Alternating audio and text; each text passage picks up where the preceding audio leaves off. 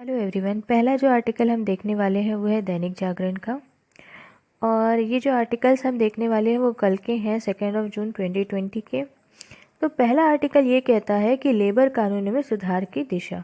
मतलब जो अभी श्रम कानून बनाए गए हैं अलग अलग राज्यों द्वारा, तो उनमें सुधार की दिशा हमको देखने को मिली है। और वो सुधार किस हद तक हमारी जो अर्थव्यवस्था है उसको प्रभावित करेंगे और क्या क्या उसमें ऐड करने की ज़रूरत है, ये सब इस आर्टिकल में दिया हुआ है। तो ये कहते हैं यदि हमें उद्योगों को श्रम का उपयोग अधिक कराने हेतु प्रेरित करना है तो श्रम की जो प्रोडक्टिविटी है, लेबर की जो प्रोडक्टिविटी है, उसको बढ़ाना पड़ेगा। ये आर्टिकल लिखा है भरत झुनझुनवाला जी ने, जो कि आर्थिक मामलों में विशेषज्ञ है। तो आइए देखते हैं क्या क्या इंपॉर्टेंट पॉइंट्स और क्या आपने मेंस राइटिंग में या एज वेल एज जो भी अदर कॉम्पिटिटिव एग्जाम्स है इसमें से क्या क्या आपको काम में आएगा। जैसे कि हम सब जानते हैं अभी जो कोरोना संकट है वो चल रहा है, उसके कारण से बहुत सारे राज्य हैं जिन्होंने अपने अपने जो श्रम कानून है या लेबर लॉज है उसमें कुछ ना कुछ सुधार लेकर के आए हैं। और ये जो सुधार है वो सफिशिएंट नहीं है, काफ़ी नहीं है कि इससे हमको पता नहीं चलेगा कि इन्वेस्टमेंट कैसे बढ़ाना है और साथ ही साथ रोज़गार कैसे जनरेट करना है। आपको अगर इन्वेस्टमेंट बढ़ाना है तो उसके लिए जो आपका इंफ्रास्ट्रक्चर है उसको सुदृढ़ करने की ज़रूरत है। साथ ही साथ जो कानून है, उनकी कानूनी व्यवस्था है, उनको सुदृढ़ करने की ज़रूरत है। मार्केट में डिमांड पैदा करनी ज़रूरी है। साथ ही साथ अभी जो इम्पोर्ट का अगर सिचुएशन देखें तो उसको चेक करने की भी आपको ज़रूरत है। सिर्फ अगर आप चाहते हैं कि आप लेबर लॉज में या श्रम कानून में सुधार कर लें तो इससे आप सफल नहीं हो पाएंगे। आपको ब्रॉड वे में सोचना पड़ेगा। जैसे कि एग्ज़ाम्पल की बात करें तो स्वीडन एक ऐसी जगह है जहाँ पर जो लेबर लॉज है वो काफ़ी सख्त है। साथ ही साथ लेकिन वहाँ पर जो रोज़गार है वो भी सृजन होते रहते हैं, मतलब एम्प्लॉयमेंट या जॉब्स भी लोगों को वहाँ पर मिलते रहती है। लेकिन अगर बात करें कनाडा की तो वहाँ के जो लेबर लॉज है वो थोड़े लिबरल है, थोड़े नरम है। और वहाँ पर इसी कारण से जो रोज़गार है उसमें गिरावट आ रही है। जैसे कि हम जानते हैं अगर हम किसी मंडी में जाते हैं तो वहाँ पर एक तो क्रेता होगा और दूसरा होगा विक्रेता। क्रेता मतलब जो कंज्यूमर है और विक्रेता मतलब जो सेल कर रहा है। तो सेलर और बायर दोनों होते हैं और उनके बीच में ही सौदा होता है। तो उसी प्रकार अगर हम देखें कि जो लेबर मार्केट है उसमें जो लेबरर होगा और साथ ही साथ होगा एक उद्यमी या एंटरप्रेन्योर। तो श्रमिक और उद्यमी होते हैं, उनके बीच में भी सौदा होता है। और इस सौदे का जो अगर आधार हम माने तो इसका आधार होता है वेतन। इसका आधार होता है वेतन।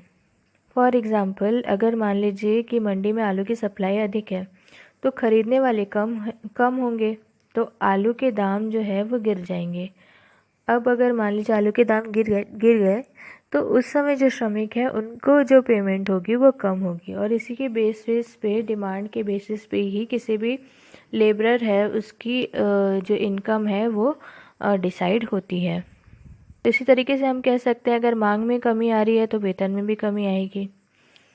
और इसीलिए देखा जाए तो हमारा जो देश है उसमें जो लेबर है उसकी सप्लाई ज़्यादा है और हमारी जो इकोनॉमी है, अर्थव्यवस्था है, वो कमज़ोर है। इसलिए हमेशा देखा जाए तो जो लेबरर्स होते हैं उनका जो वेतन है उसमें हमेशा गिरावट के आसार दिखने को मिलते हैं।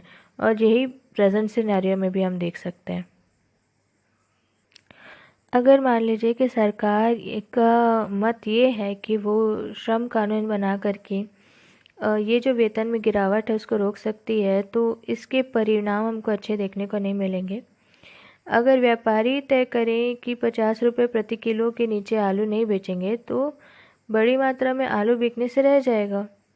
और यही अगर मान लीजिए वेतन अगर गवर्नमेंट डिसाइड करे तो उस केस में अगर जो एंटरप्रेन्योर है वो मशीन्स का यूज़ करेंगे।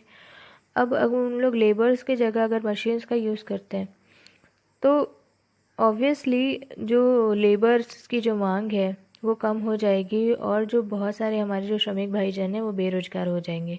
तो कहीं ना कहीं जो इक्विलिब्रियम है, बैलेंस है, वो गड़बड़ाता नज़र आएगा। अब एक और एग्जांपल देखते हैं।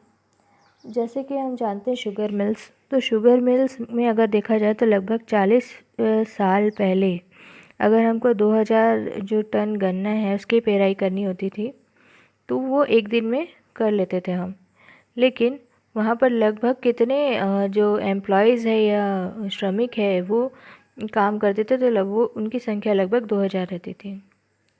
और आज अगर देखें तो उसी शुगर मिल में लगभग 8000 टन एक दिन में गन्ना जो है उसकी पेराई होती है, लेकिन अगर लेबर्स की संख्या देखें तो मात्र 500 रह गई है। तो इसका कुछ कारण अगर हम देखें तो जो टेक्निकल एडवांसमेंट हो रही है, तकनीकी सुधार हो रहा है और जो ऑटोमेटिक मशीन आई है उसके कारण भी लेबर्स जो है उनको जॉब से निकाला जा रहा है। अब इससे जो है वो चीनी की जो क्वालिटी है उसको नियंत्रित किया जा सकता है। अगर दूसरा रीज़न देखें तो अब जो एंटरप्रेन्योर्स हैं उनकी संख्या भी ज़्यादा है और उसके कारण से जो श्रमिक हैं उनको रखने का वो जो कुछ एंटरप्रेन्योर्स है वो झंझट इसका नहीं मोल लेना चाहते हैं। तो कहीं ना कहीं अगर देखा जाए तो नुकसान केवल लेबरर्स को हो रहा है। साथ ही साथ अगर हम देखें कि स्टडी जो कि फिक्की ने की थी, इसका फुल फॉर्म है federation of Indian chambers of commerce and industry, उनकी एक स्टडी के हिसाब से देखा जाए तो लेबर लॉस के कारण से अपने जो देश के बहुत सारे एंटरप्रेन्योर्स हैं अपनी फैक्ट्रियां जो है विदेश में लगाना या स्थापित करना पसंद करते हैं, क्योंकि हमारे जो श्रम कानून है वो काफ़ी हद तक टफ है और वो वहाँ पर भी लेबर्स के स्थान पर मशीनों का उपयोग कर रहे हैं। और हमने जो है लेबर्स की जो हाई पे है उसको डिसाइड करके कहीं ना कहीं जो एक आर्टिफिशियल जो मैकेनिज़्म है उसको डिज़ाइन कर दिया है। देखें कि जो अब ऊंचे वेतन और जो यूनियन जो लेबर्स के होते हैं उसके कारण से पहले जो कानपुर हम जानते हैं उत्तर प्रदेश में, वो मैनचेस्टर ऑफ ईस्ट उसके नाम से हम जानते थे उसको, लेकिन अब इसकी कोई संकल्पना बाकी नहीं रह गई है। इसी कारण से जैसे एग्जांपल और ले लेते हैं, जो मुंबई में दत्ता सामंत की जो श्रमिक आंदोलन हुआ था उसके कारण से जो वहाँ की कपड़ा मिलें हैं या कॉटन मिल्स हैं वो दूसरे राज्यों में स्थानांतरित हो गई।